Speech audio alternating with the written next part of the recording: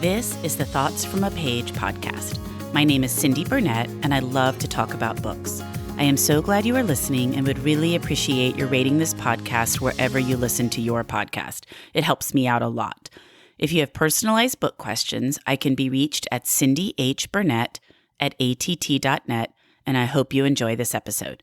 Today, I am interviewing Alex George. Alex is a writer, a bookseller, a director of a literary festival, and a lawyer. He was born in England, but presently lives in the Midwest of America. Alex read law at Oxford University and worked for 8 years as a corporate lawyer in London and Paris. He moved to the United States in 2003.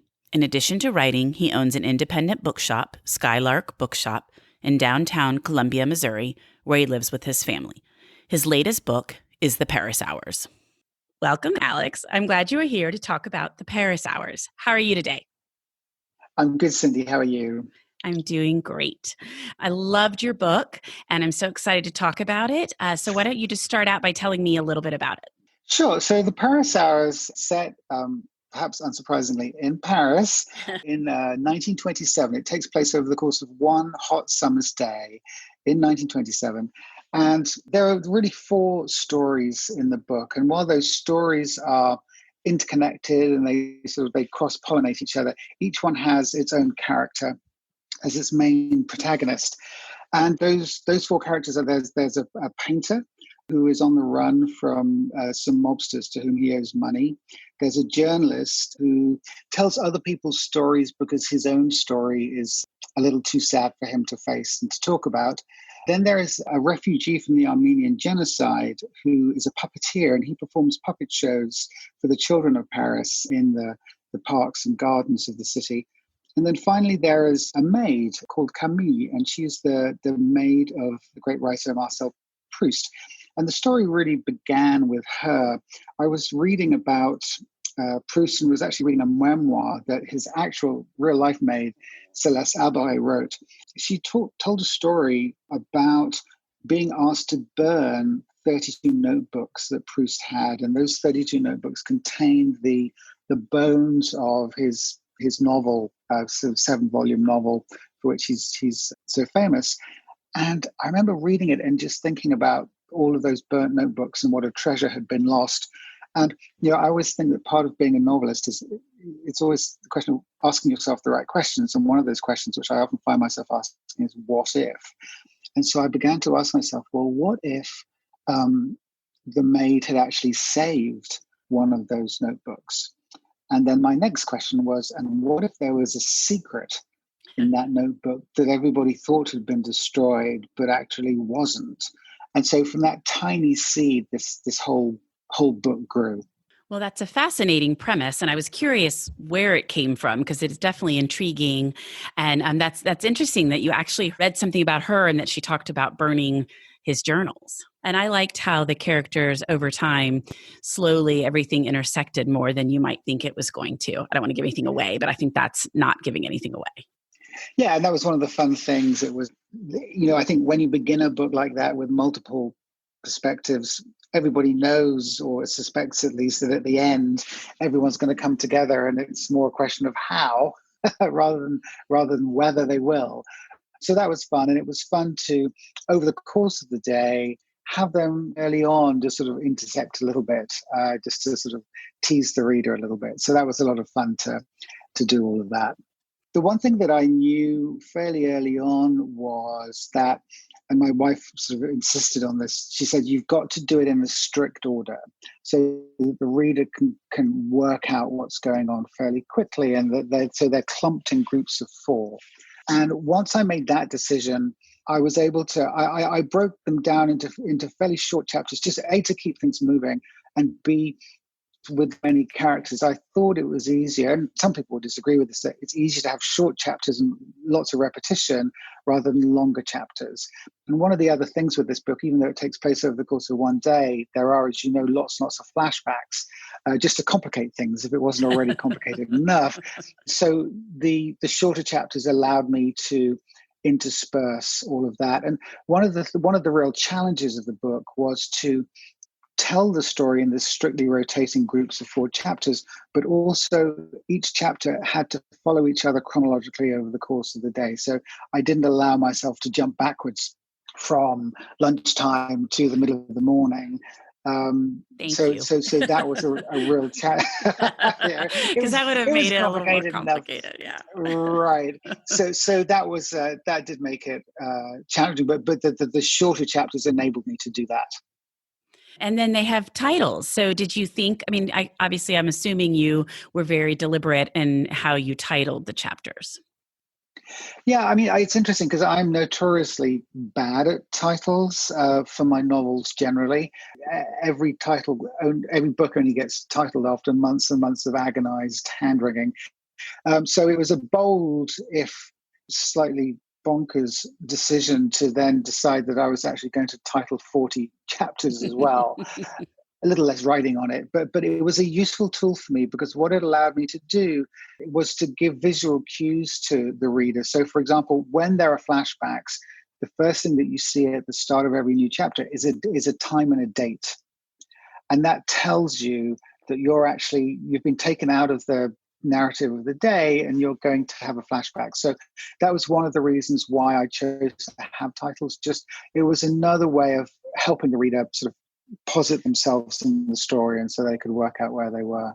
As for the actual finding out what the titles were, I managed. There was at least 2 or 3 chapters that all got titled the same thing, which tells you I'm a complete liability when it comes to this stuff. So, but happily there are enough people looking over my shoulder that we managed to catch all of that before it got too bad.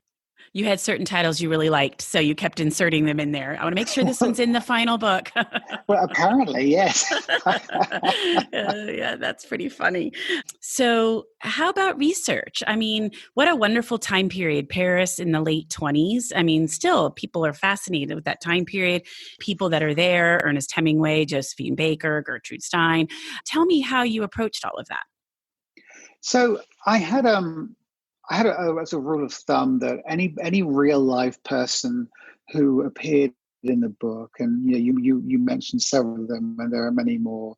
I would read at least 2 very thick biographies. Wow. Of them, just to give me context, and what I would try and do is to read all of that, and then put it all aside, and then the character that actually appeared on the page was informed by that research, but it was very much mine. So I was trying to be sort of loyal to the facts as they were, but I also wanted to play my own sort of creative role in the whole thing, and giving each person my particular spin on their lives. So there was that part of it, and I enjoyed that very much. I enjoy biography. But then I also just read a ton of books just about Paris at that time. And it was an extraordinary time. There's this extraordinary explosion of creativity after the war.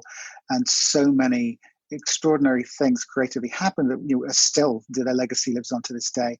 And that was a lot of fun as well. And reading sort of cultural criticisms and commentaries. And the other fun thing was just buying lots of sort of coffee table books of coffee cups on tables in Paris and things like that. I mean, it's such a gorgeous city.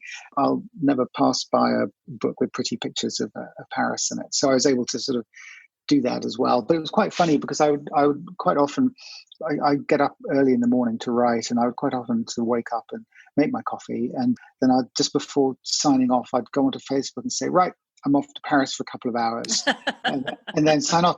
And then when I got back on social media again, everyone would be going, "Oh, you lucky thing! Oh, I wish I was going." And I have to then explain to people, "Well, no, I'm just reading about it or writing about it." That is my favorite city on earth. We went there for our honeymoon. We've been back several times. I just love it. So anything that takes place in Paris, I almost always try to read. And I think maybe you went to school there. Is that right? I did. I went to school there when I was 13. I was at boarding school in a place just a little bit north of Paris called Pontoise. And then I worked there for a year in my early 20s as a lawyer. So I know the place quite well. But what your book brought forth that I had not really thought about was still the impact from the war, war wounds and people still recovering and kind of everyday people versus the art community. And that really made me think a lot. I had not thought about that component of Paris and what that was like in the late 20s there. I made the very deliberate decision that while I was going to use some well-known people in the book, they very much inhabit the periphery of the book and not its heart. I mentioned those 4 characters who are really the lifeblood of the thing. I did that for a reason. It's because people know the famous people's stories anyway, and I did want to show a different kind of Paris, and to talk about not just the creativity that was going on, but also the everyday life that people were trying to piece their lives back together. And some lives were decimated beyond repair, and those are also stories that need to be told. Absolutely. And I liked that because it was just something different than I had encountered before. It's always a challenge when you write about Paris to move away from those cliches, if you like, because so that was one of the reasons why I chose to set the action in places that are still well known, but they're not. It's not the Arc de Triomphe and the Champs-Élysées. It's places that are a little bit more off the beaten track and places where people actually live. And so it's always a challenge. You mentioned how many there are so many books about Paris that are published every year. It's absolutely mind-boggling. And so I was just trying to offer the reader, a different perspective. Well, I like that. I think it turned out very well. What do you hope your readers take away from this book? And it may be some of what we've just talked about, but is there anything else? Yeah, I mean, I never. It's always an interesting question, and I'm always a little hesitant to answer it because my sense is that I know that every reader is different, and every reader reads with a fresh set of eyes, with their own experience, and will take something different away from it. And whatever that may be is fine with me.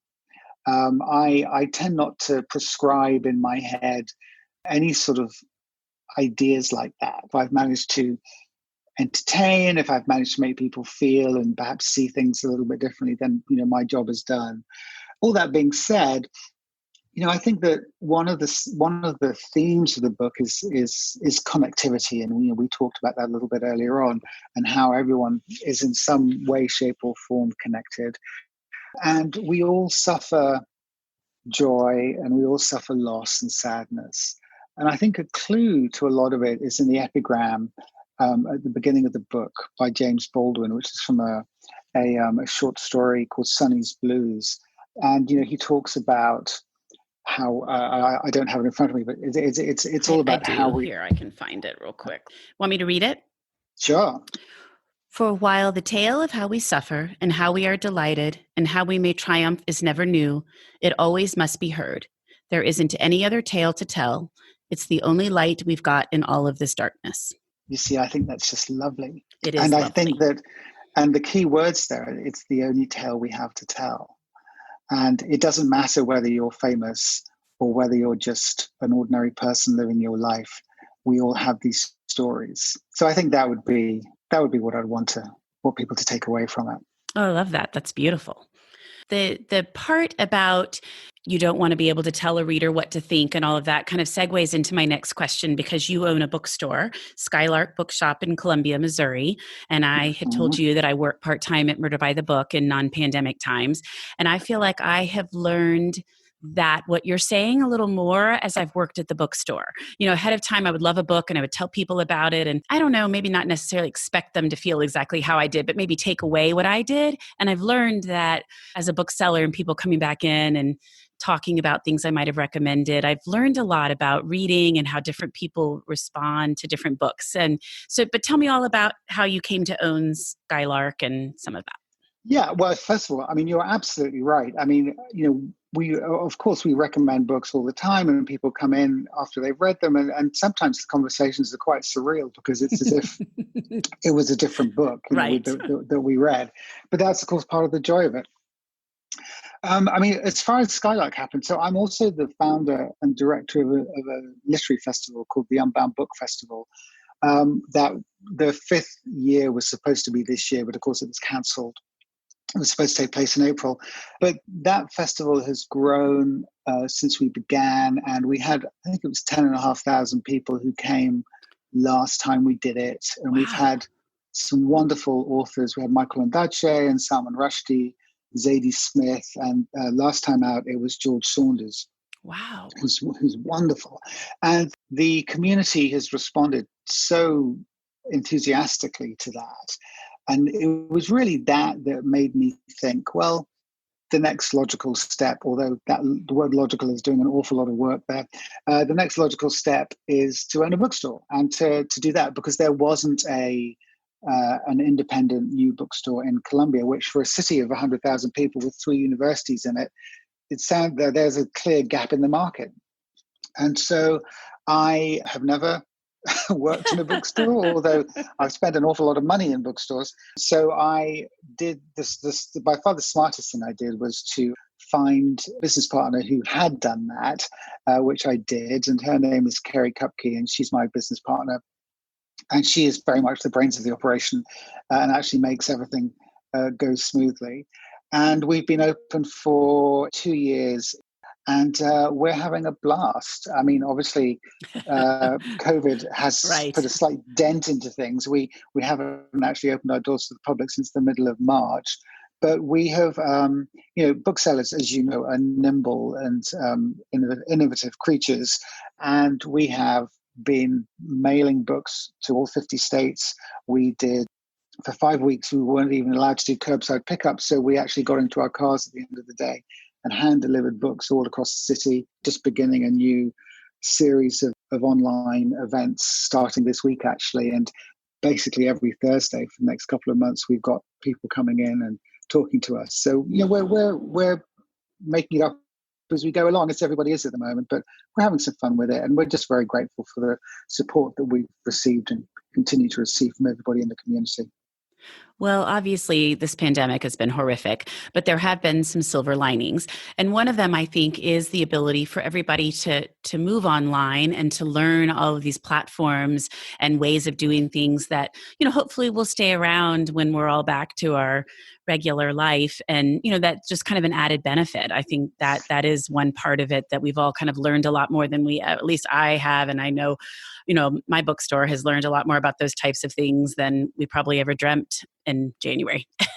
No, absolutely. And one of the benefits is that because people can do this from their couch, it's actually much easier to get people to come and do them, A, and B, of course, our reach is much bigger. So rather than having to come into the shop to see an author, you can now just go online. So we're excited to see where this goes, to see how much we can grow it. But there, as you say, every cloud.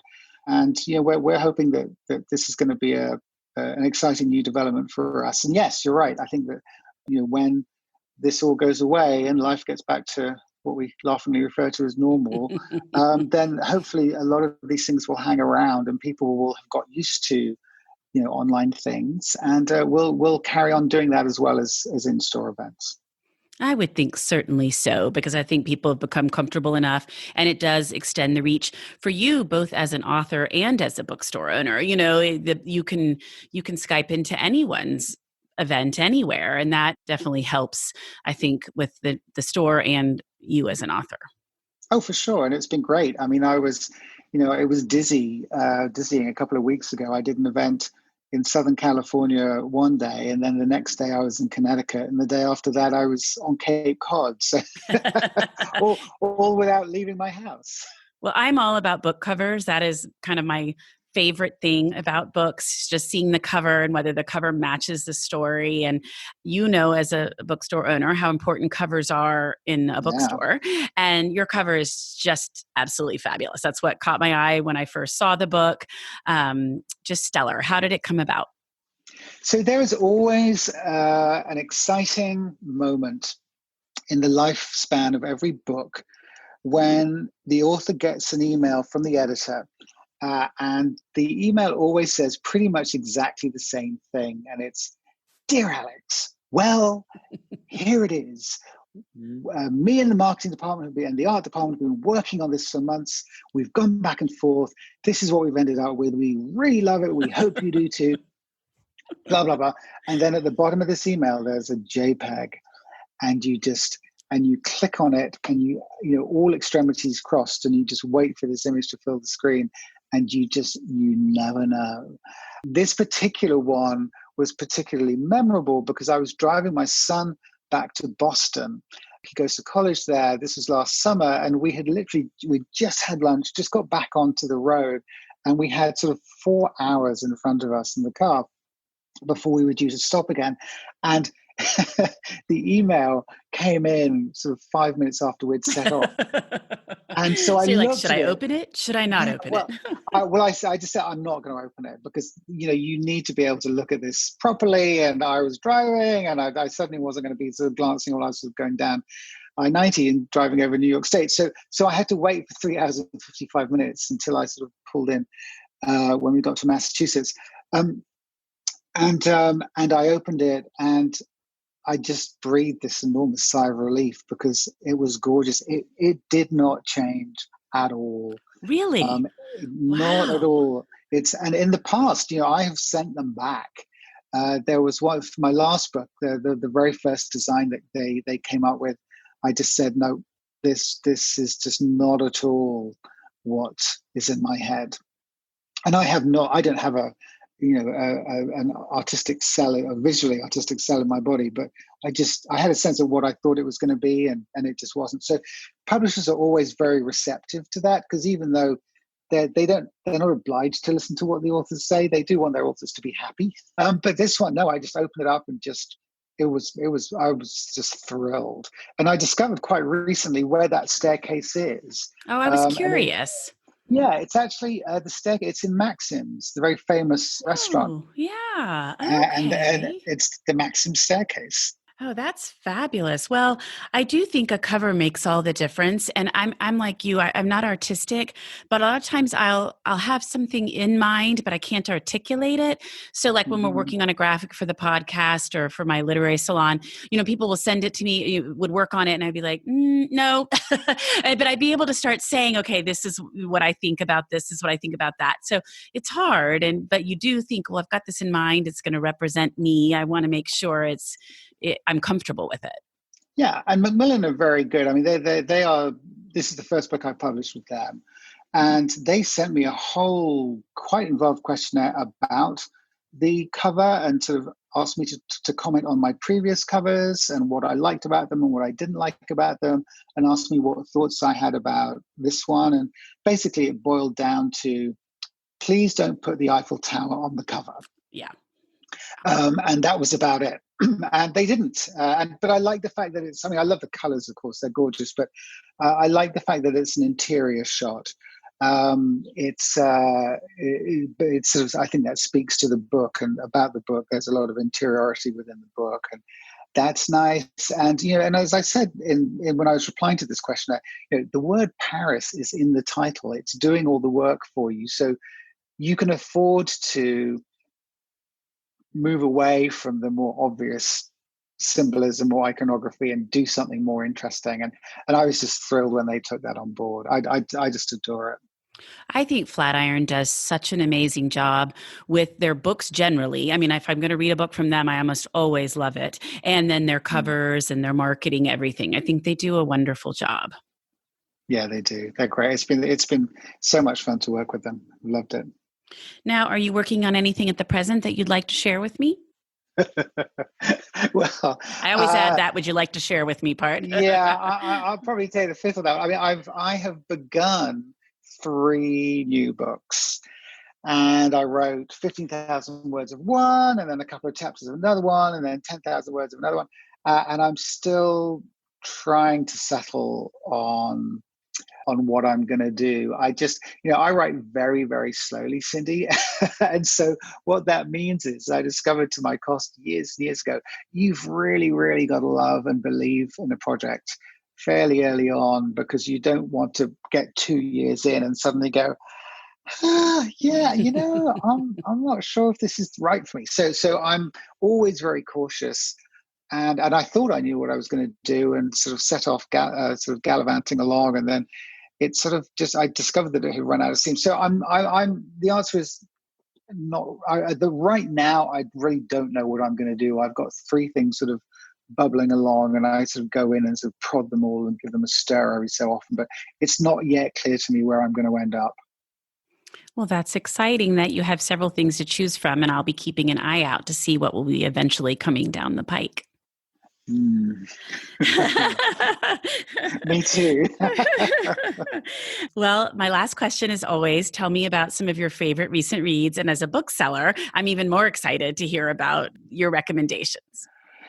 Okay, well, and as you know, one of the perils about being a bookseller when you're making book recommendations is you've got to make sure that the books are actually out, because, as you know, we get galleys and arcs early, and it sometimes can be difficult to sort of remember what's actually out available at the moment from what isn't.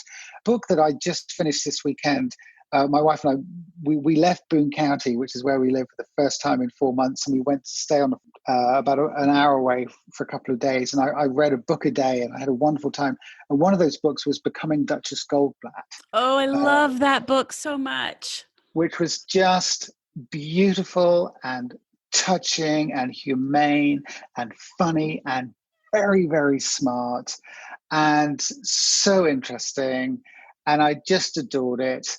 And I wrote a little review on Twitter, and I tagged her in it, and I said, and also, Lyle Lovett.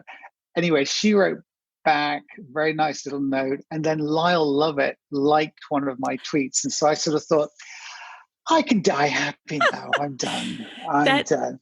That's so funny because I write for a Houston publication called The Buzz Magazines, and I have a new column.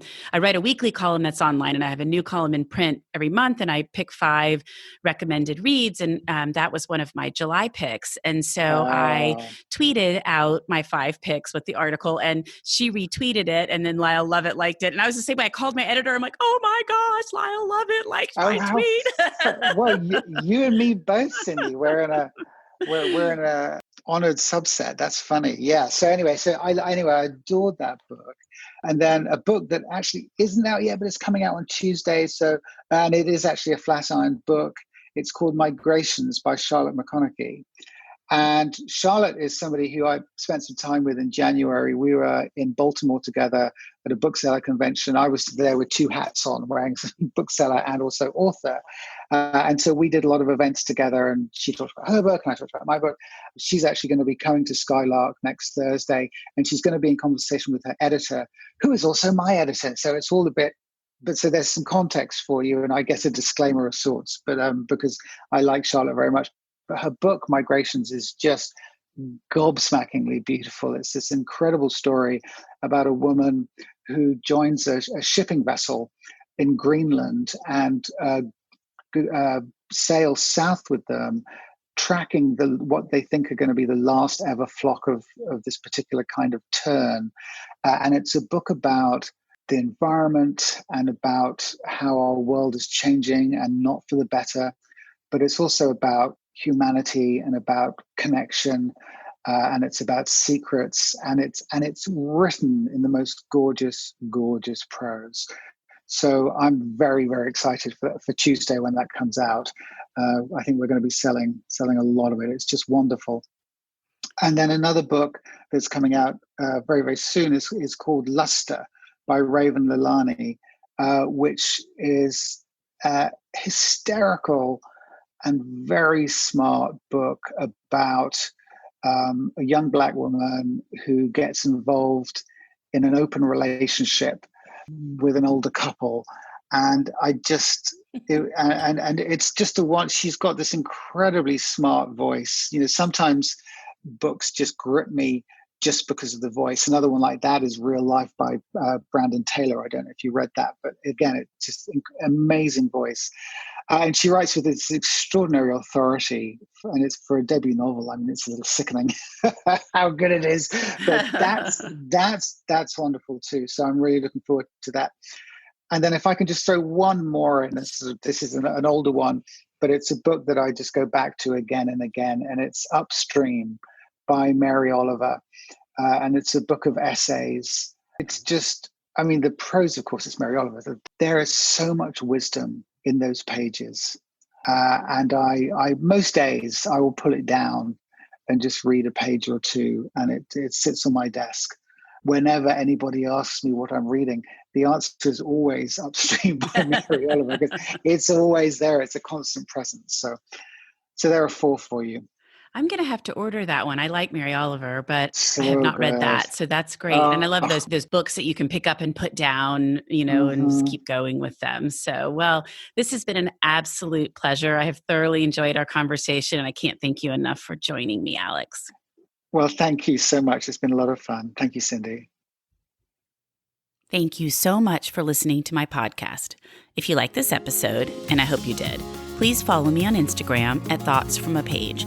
Tell all of your friends about the podcast and rate it wherever you listen to your podcasts. Alex's book can be purchased at Murder by the Book, where I work part-time, and the link is in the show notes. Thanks to KP Regan for the sound editing, and I really hope to see you next time.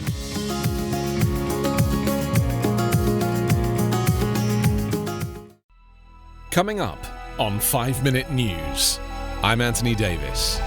You might think it's partisan because maybe it's critical of one side or the other, but it's not. It's just the truth. And I think that's also something that's kind of unusual for Americans listening to the radio or to podcasts, because the news landscape in the States has been so partisan for so many decades. So 5 Minute News is verified, truthful, independent, unbiased, and essential world news daily.